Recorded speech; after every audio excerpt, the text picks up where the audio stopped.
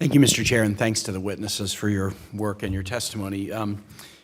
Just to explore, the UN Security Council resolution, what it called for, but the absence of teeth to enforce it has been incredibly disappointing. And I know everybody worked hard to get it passed in February of 2014. Originally, that wasn't easy. The fact that it was brought up during the middle of the Winter Olympics in Russia probably made it a little bit harder for them to throw the veto in as they have in the past with the eyes of the world on them during that Olympics. But it's been very discouraging that work hasn't happened. Senator McCain was probably the first in this body, beginning really in the fall of 13, to start to talk about the notion of a no-fly zone, a humanitarian safe zone, some use of military force to create safe space, and then most likely in the north of Syria near the Turkish border, where people could go if they were fleeing Bashar al-Assad, ISIL, cholera, hunger. They could go, and with the thought that the creation of that zone and the protection of it with military force would allow the cross-border delivery of aid under circumstances where the aid workers and others wouldn't be jeopardized. I was originally not a fan of that proposal, but by probably February of 2014, I came to his way of thinking, seeing the numbers dramatically increase. My first visit to Turkey was at a time when there's about 750,000 Syrian refugees in Turkey in the summer of 2013, and now it's 2 million. Other countries are seeing the same thing, and now we're seeing it spread not only through neighboring nations, but throughout Europe. It's not easy. I'm assuming that I assume that there's a whole lot of challenges in doing that. But to me, it just seems like if we don't go upstream and try to create some safe area with an additional, nearly 8 million displaced people within Syria, that the crisis is going to continue. And even if we wave a magic wand and we say the U.S. will take 10 times the number of refugees that we've said we would take, it's still a drop in the bucket compared to the challenge that is likely to come. So am I wrong? I mean, is that a strategy that's the wrong way to go about it? I'm not sure you'd get a majority of votes in this body for it. I think, the vote that we had about using military force against the use of chemical weapons against civilians barely got a majority on this committee, and it was likely not going to get a majority in the Senate. It certainly wasn't going to get a majority in the House. Still, if the administration were to advocate strongly for it, there is some bipartisan support for the notion. But as folks who do this work, am I looking at this wrong? Senator Kaine, I have long wrestled with this question through this crisis. The history of safe zones and no-fly zones for humanitarian purposes is fraught with cases where it didn't work well, and it's filled with moral hazard. Mm-hmm. And at the same time, I think that as the crisis progresses and the level of killing continues, that is prompting this level of crisis for us to continue to not take some action that is forthrightly about civilian protection, creates enormous tragedy for the people of Syria, and is not at all consistent with who we are as a country. And it seems to me that, as we did in places like Kosovo, that it warrants a very, very hard look at, with our allies, or maybe through concerted diplomacy with other actors who now claim to be interested in putting solutions on the table, that we look very closely at how to provide civilian protection. What is the best way of doing it, and have that be the joint concerted goal of our actions, and look at what the military means might be required for a no-fly zone or a security area. Other thoughts? Yeah. I'd say two things, Senator, about this. First of all, I think it would be very welcome if the debate about no-fly zones moved from slogans to details, because the details really matter. Mm-hmm. Secondly, I think NGOs like ours can offer the benefit of experience of different ways in which governments around the world have tried to deliver so-called safe areas or no-fly zones, because we've suffered from the details being got wrong. Mm-hmm.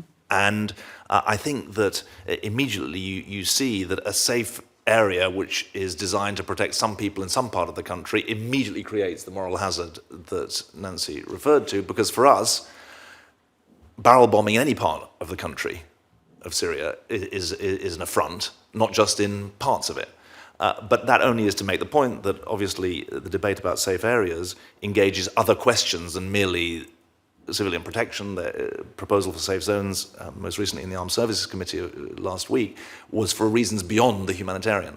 And that's why I think that our best contribution is to advise on the humanitarian impact of different models of military and other action to protect civilians. And on that basis, I think we've got something to say without taking away from you the ultimate judgment that you have to make about who to put at risk and in what ways. But clearly, we're all in a position here where the existence of a UN resolution that calls for cross-border delivery of aid without the consent of the Syrian government and the stopping of border bombing, that resolution now, a year and a half old with zero enforcement of it. I mean, the impotence of that and the message that sends about the impotence of the international institutions and the unwillingness of the nations that are members of those institutions to do anything to back up their words, that's incredibly destructive, not only in this circumstance, but more generally. Wouldn't you agree with that? Is there I don't know the legal precedent on this, and maybe this is the wrong panel to ask this, but is there a legal precedent for a group of nations taking action to enforce a UN Security Council resolution that the UN is unwilling to enforce? The closest precedent would be the Kosovo Yeah. experience, where obviously there wasn't a UN Security Council resolution, and the US administration at the time decided not to put a vote at the UN because it didn't want a Russian veto, but the action took place. I can't think of an immediate precedent of the kind that you describe. And looking back on that action, what is the humanitarian sort of NGO's conclusion about that in retrospect? Was that a good thing to do or not?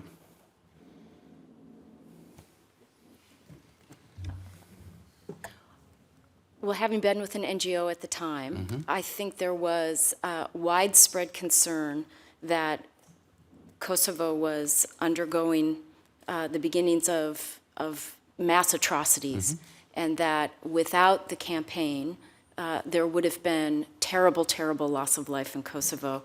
And with some mixed feelings, there was gratitude that action was taken that saved so many lives.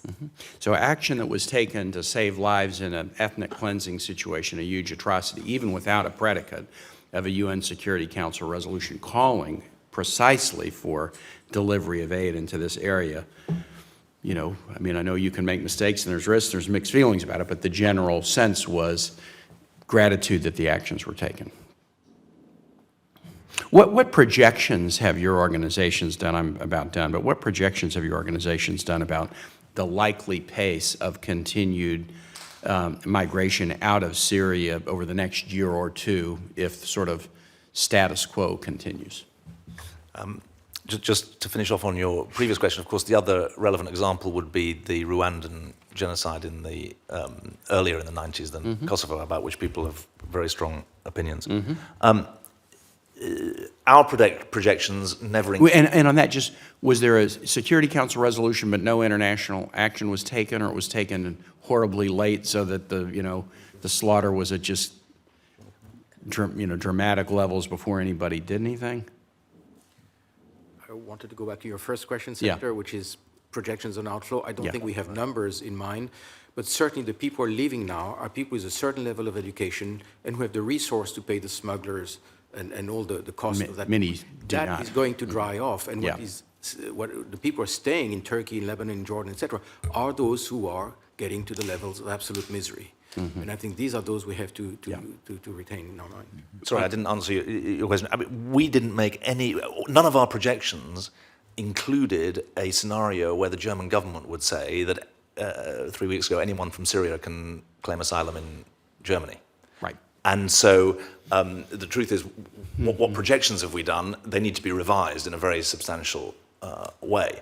Now, I think it's only fair to the committee to say, both from within Syria and from within the neighbouring countries, there's been a significant uptick in the last month or 2 months of people leaving, including people who are staff members and others. There's undoubtedly, there's not just a pincer movement inside Syria, there's also a pincer movement in that people from Syria and from the neighbours are leaving.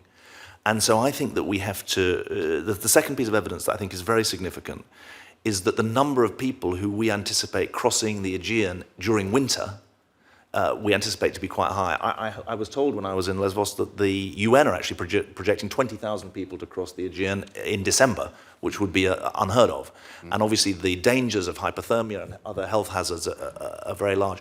I think if where you're going with your question is, do we have to prepare for very, very, very significant numbers leaving Syria and leaving the neighbors in the next year? The answer would be yes.